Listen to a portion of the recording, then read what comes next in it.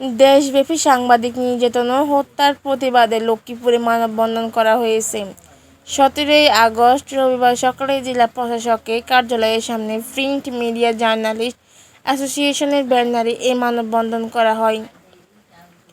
Bangladesh print media journalist অ্যাসোসিয়েশনের জেলা সভাপতি দৈনিক স্বাধীন মত ও ডেইলি সান পত্রিকার জেলা প্রতিনিধি এএসএম রেজাউল করিম পারভেজ এই সভাপতিত্বে সাধারণ সম্পাদক ও দৈনিক জবাবদিহি পত্রিকার প্রতিনিধি আবির আকাশ এর সঞ্চালনায় এতে প্রধান অতিথি হিসেবে উপস্থিত ছিলেন জ্যেষ্ঠ সাংবাদিক দৈনিক সংগ্রাম পত্রিকার জেলা প্রতিনিধি সেলিম উদ্দিন নিজামী।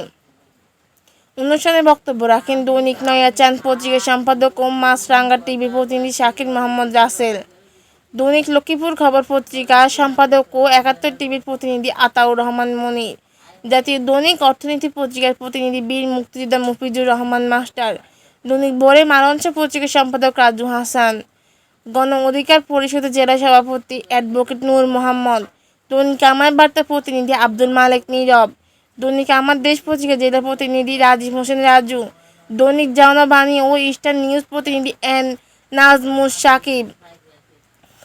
মানববন্ধনে বক্তারা বলেন, সাংবাদিকদের উপর জারি করা কালো আইন বাতিল চেয়ে অচিরেই দেশব্যাপী সাংবাদিক নির্যাতন ও হত্যার বিচার রাষ্ট্রকে করতে হবে। সাংবাদিক তুহিন হত্যার বিচার অচিরেই করতে হবে। সেই সাথে দেশব্যাপী সাংবাদিকদের উপর নির্যাতন বন্ধ করতে হবে। সুষ্ঠু তদন্তের মাধ্যমে সাংবাদিক দম্পতি সাগর রুনি হত্যার যদি বিচার হতো, দৃষ্টান্তমূলক শাস্তির ব্যবস্থা করা হতো, তাহলে সাংবাদিকদের উপর কেউ চোখ রাঙানোর সাহস দেখাতে পারত না। গাজীপুরের সাংবাদিক তুহিন হত্যার মতো এত জঘন্য ঘটনা এমন করুণ পুনরাবৃত্তি ঘটত না।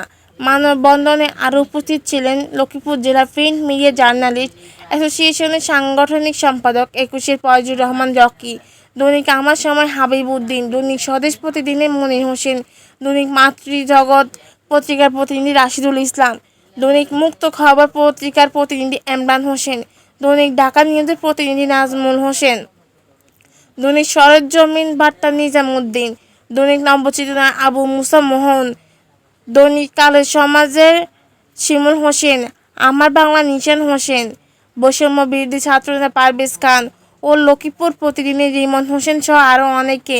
মোহাম্মদ আলী মান্না, সংবাদদাতা, বৈশাখী নিউজ, লক্ষ্মীপুর।